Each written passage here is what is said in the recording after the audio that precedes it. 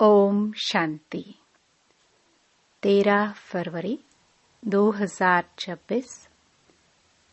बाबा के महावाक्य। मीठे बच्चे, यहाँ तुम्हारा सब कुछ गुप्त है, इसलिए तुम्हें कोई भी ठाठ नहीं करना है। अपनी नई राजधानी के नशे में रहना है। प्रश्न। श्रेष्ठ धर्म और दैवी कर्म की स्थापना के लिए तुम बच्चे कौन सी मेहनत करते हो? उत्तर। तुम अभी 5 विकारों को छोड़ने की मेहनत करते हो, क्योंकि इन विकारों ने ही सबको भ्रष्ट बनाया है। तुम जानते हो, इस समय सभी दैवी धर्म और कर्म से भ्रष्ट है। बाप ही श्रीमत देकर श्रेष्ठ धर्म और श्रेष्ठ दैवी कर्म की स्थापना करते हैं। तुम श्रीमत पर चल बाप की याद से विकारों पर विजय पाते हो। पढ़ाई से अपने आप को राज तिलक देते हो। गीत। तुम्हें पाके हमने। ओम शांति। मीठे मीठे रूहानी बच्चों ने यह गीत सुना। रूहानी बच्चे ही कहते हैं कि बाबा। बच्चे जानते हैं यह बेहद का बाप बेहद का सुख देने वाला है, अर्थात वह सभी का बाप है। उनको सब बेहद के बच्चे आत्माएं याद करते रहते हैं, किसी न किसी प्रकार से याद करते हैं, परंतु उनको यह पता नहीं है कि हमको कोई उस परमपिता परमात्मा से विश्व की बादशाही मिलती है। तुम जानते हो, हमको बाप जो सतयुगी विश्व की बादशाही देते हैं, वह अटल अखंड अडोल है। वह हमारी बादशाही 21 जन्म कायम रहती है। सारे विश्व पर हमारी राजाई रहती है, जिसको कोई छीन नहीं सकता, लूट नहीं सकता। हमारी राजाई है अडोल, क्योंकि वहाँ एक ही धर्म है, द्वैत है नहीं। वह है अद्वैत राज्य। बच्चे जब भी गीत सुनते हैं तो अपनी राजधानी का नशा आना चाहिए। ऐसे ऐसे गीत घर में रहने चाहिए। तुम्हारा सब कुछ है गुप्त, और बड़े बड़े आदमियों का बहुत ठाठ होता है। तुमको कोई ठाठ नहीं है। तुम देखते हो, बाबा ने जिसमें प्रवेश किया है वह भी कितना साधारण रहते हैं। यह भी बच्चे जानते हैं, यहाँ हर एक मनुष्य अनराइटियस छीछी काम ही करते हैं, इसलिए बेसमझ कहा जाता है। बुद्धि को बिल्कुल ही ताला लगा हुआ है। तुम कितने समझदार थे, विश्व के मालिक थे। अभी माया ने इतना बेसमझ बना दिया है जो कोई काम के नहीं रहे हैं। बाप के पास जाने के लिए यज्ञ तप आदि बहुत करते रहते हैं, परंतु मिलता कुछ भी नहीं है। ऐसे ही धक्के खाते रहते हैं। दिन प्रतिदिन अकल्याण ही होता जाता है। जितना जितना मनुष्य तमो प्रधान हो जाते हैं, उतना उतना अकल्याण होना ही है। ऋषि मुनि जिनका गायन है, वह पवित्र रहते थे, नेति नेति कहते थे। अभी तमो प्रधान बन गए हैं तो कहते हैं शिवोहम तत्त्वम, सर्वव्यापी है, तेरे मेरे में सब में है। वो लोग सिर्फ परमात्मा कह देते हैं, परम पिता कभी नहीं कहेंगे। परम पिता उनको फिर सर्वव्यापी कहना यह तो रॉन्ग हो जाता है। इसलिए फिर ईश्वर व परमात्मा कह देते हैं। पिता अक्षर बुद्धि में नहीं आता है, करके कोई कहते भी हैं तो भी कहने मात्र। अगर परम पिता समझे तो बुद्धि एकदम चमक उठे। बाप स्वर्ग का वर्षा देते हैं, वह है ही हेवनली गॉड फादर। फिर हम नरक में क्यों पड़े हैं? अब हम मुक्ति, जीवन मुक्ति कैसे पा सकते हैं? यह किसकी भी बुद्धि में नहीं आता है। आत्मा पतित बन पड़ी है। आत्मा पहले सतो प्रधान समझदार होती है, फिर सतो रजो तमो में आती है, बेसमझ बन पड़ती हैं। अभी तुमको समझ आई है। बाबा ने हमको यह स्मृति दिलाई है। जब नई दुनिया भारत था तो हमारा राज्य था। एक ही मत, एक ही भाषा, एक ही धर्म, एक ही महाराजा महारानी का राज्य था। फिर द्वापर में वाम मार्ग शुरू होता है। फिर हरेक के कर्मों पर मदार हो जाता है। कर्मों अनुसार एक शरीर छोड़ दूसरा लेते हैं। अभी बाप कहते हैं मैं तुमको ऐसे कर्म सिखाता हूँ जो 21 जन्म तुम बादशाही पाते हो। भल वहां भी हद का बाप तो मिलता है, परंतु वहां यह ज्ञान नहीं रहता कि यह राजाई का वर्षा बेहद के बाप का दिया हुआ है। फिर द्वापर से रावण राज्य शुरू होता है। विकारी संबंध हो जाता है। फिर कर्मों अनुसार जन्म मिलता है। भारत में पूज्य राजाए भी थे तो पुजारी राजाए भी है। सतयुग त्रेता में सब पूज्य होते हैं। वहां पूजा व भक्ति कोई होती नहीं। फिर द्वापर में जब भक्ति मार्ग शुरू होता है तो यथा राजा रानी तथा प्रजा पुजारी भगत बन जाते हैं। बड़े से बड़ा राजा जो सूर्यवंशी पूज्य था वही पुजारी बन जाते। अभी तुम जो वाइसलेस बनते हो उसकी प्रारब्ध 21 जन्म लिए है। फिर भक्ति मार्ग शुरू होता है। देवताओं के मंदिर बनाकर पूजा करते रहते हैं। यह सिर्फ भारत में ही होता है। 84 जन्म की कहानी जो बाप सुनाते हैं यह भी भारतवासियों के लिए है, और धर्म वाले तो आते ही बाद में हैं। फिर तो वृद्धि होते होते ढेर के ढेर हो जाते हैं। वैरायटी भिन्न भिन्न धर्म वालों के फीचर्स हर एक बात में भिन्न भिन्न हो जाते हैं। रस्म रिवाज भी भिन्न भिन्न होते हैं। भक्ति मार्ग के लिए सामग्री भी चाहिए। जैसे बीज छोटा होता है, झाड़ कितना बड़ा है, झाड़ के पत्ते आदि गिनती नहीं कर सकते। वैसे भक्ति का भी विस्तार हो जाता है। ढेर के ढेर शास्त्र बनाते जाते हैं।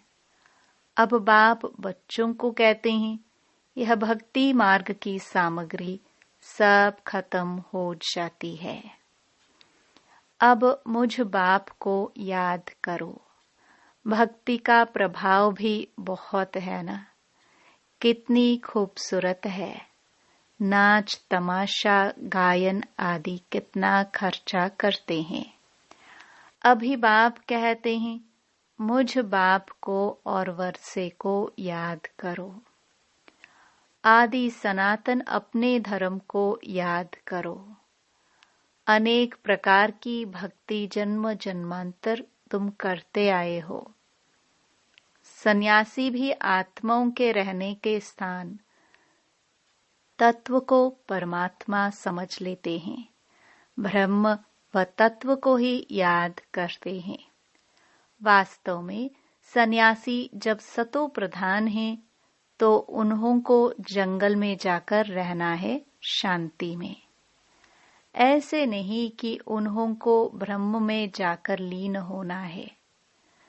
वह समझते हैं ब्रह्म की याद में रहने से, शरीर छोड़ने से ब्रह्म में लीन हो जाएंगे। बाप कहते हैं, लीन कोई हो नहीं सकते।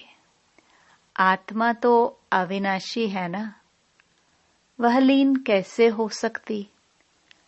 भक्ति मार्ग में कितना माथाकूट करते हैं।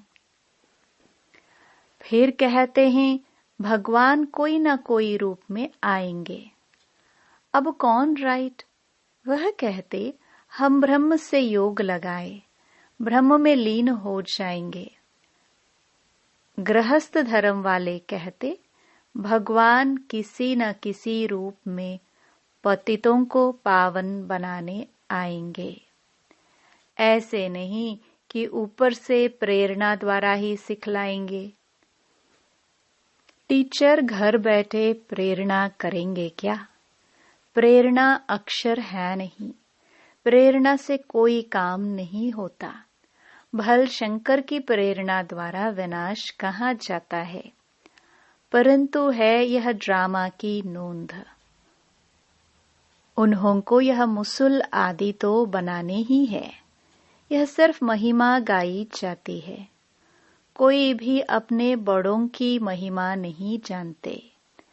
धर्म स्थापक को भी गुरु कह देते हैं, लेकिन वे तो सिर्फ धर्म स्थापन करते हैं।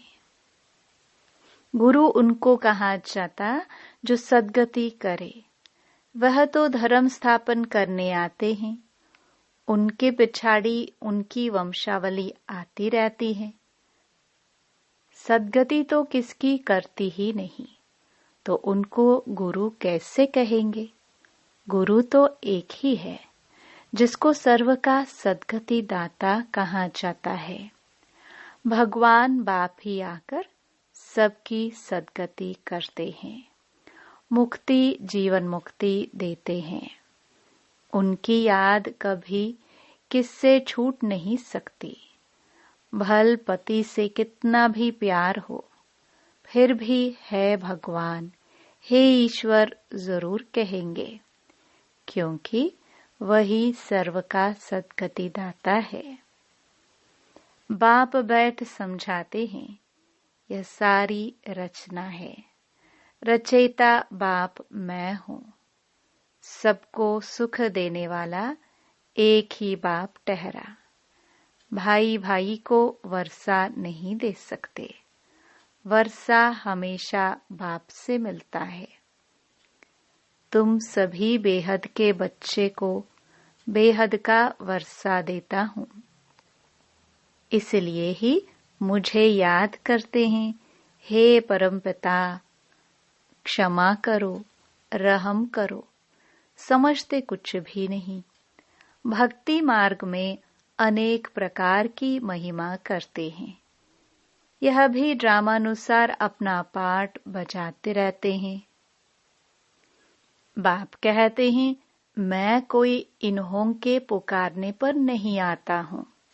यह तो ड्रामा बना हुआ है। ड्रामा में मेरे आने का पाठ नोंधा हुआ है।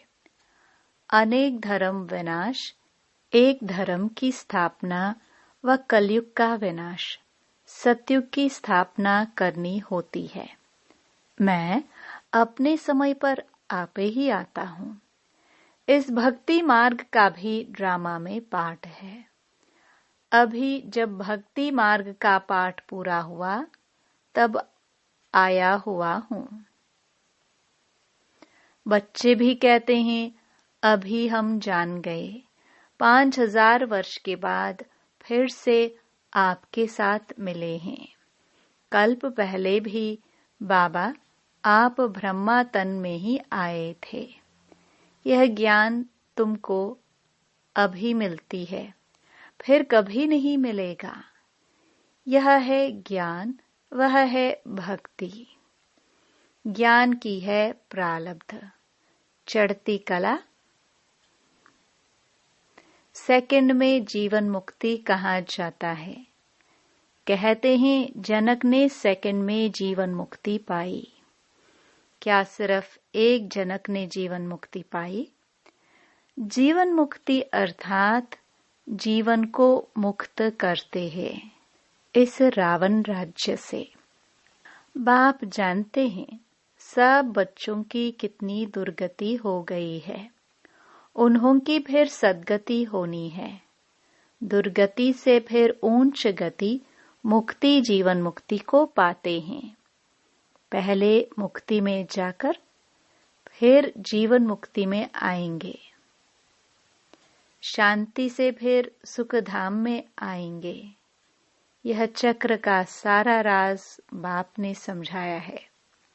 तुम्हारे साथ और भी धर्म आते जाते हैं। मनुष्य सृष्टि बुद्धि को पाती जाती है। बाप कहते हैं इस समय यह मनुष्य सृष्टि का झाड़ तमो प्रधान जड़जड़ीभूत हो गया है। आदि सनातन देवी देवता धर्म का फाउंडेशन सारा सड़ गया है। बाकी सब धर्म खड़े हैं। भारत में एक भी अपने को आदि सनातन देवी देवता धर्म का समझता नहीं है। हे देवता धर्म के, परंतु इस समय यह समझते नहीं है। हम आदि सनातन देवी देवता धर्म के थे, क्योंकि देवताएं तो पवित्र थे। समझते हैं हम तो पवित्र हैं नहीं। हम अपवित्र पतित अपने को देवता कैसे कहलाए? यह भी ड्रामा के प्लान अनुसार रस्म पड़ जाता है हिंदू कहलाने की। आदमशुमारी में भी हिंदू धर्म लिख देते हैं। भल गुजराती होंगे तो भी हिंदू गुजराती कह देंगे।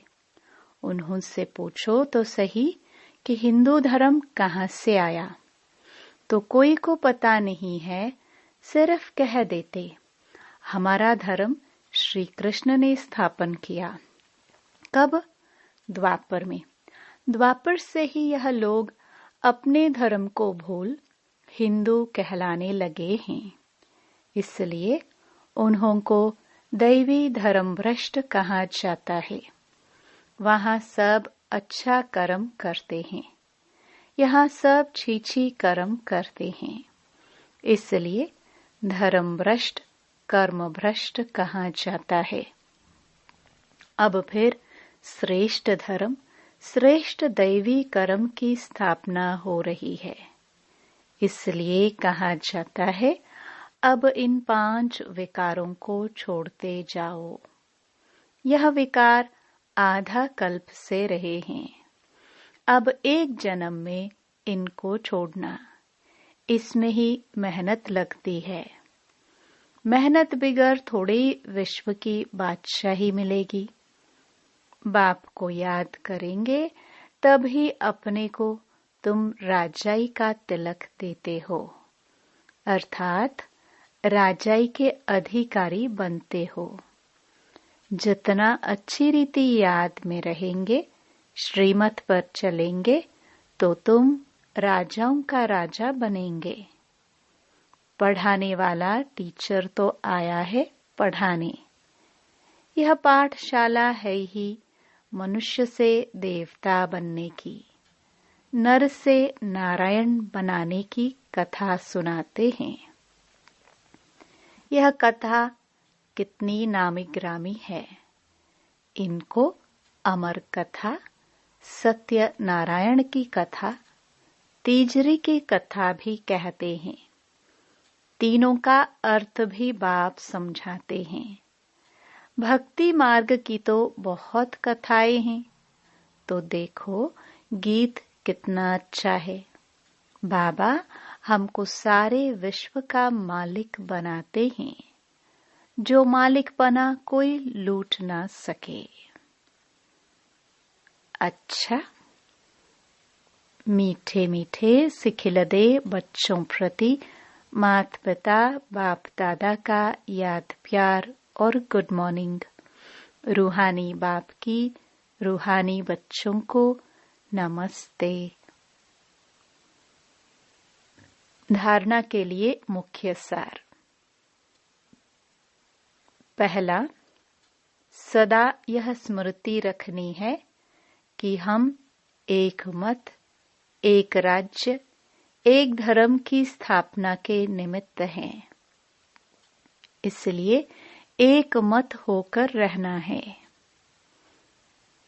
दूसरा, स्वयं को राजाई का तिलक देने के लिए विकारों को छोड़ने की मेहनत करनी है। पढ़ाई पर पूरा ध्यान देना है। वरदान, कर्मातीत स्टेज पर स्थित हो, चारों ओर की सेवाओं को हैंडल करने वाले सिद्धि स्वरूप भव। आगे चलकर चारों ओर की सेवाओं के विस्तार को हैंडल करने के लिए भिन्न भिन्न साधन अपनाने पड़ेंगे, क्योंकि उस समय पत्र व्यवहार या टेलीग्राम, टेलीफोन आदि काम नहीं करेंगे। ऐसे समय पर वायरलेस सेट चाहिए।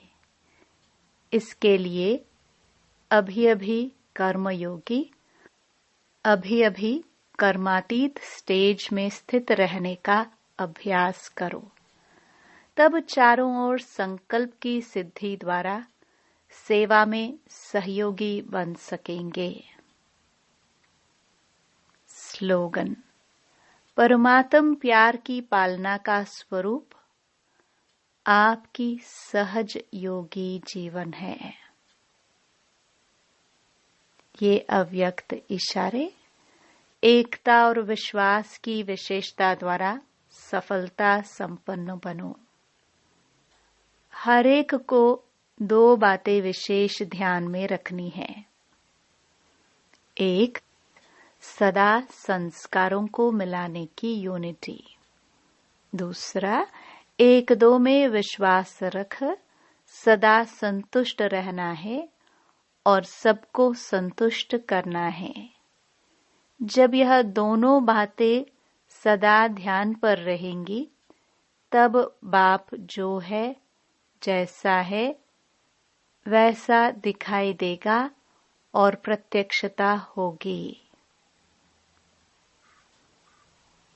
ओम शांति।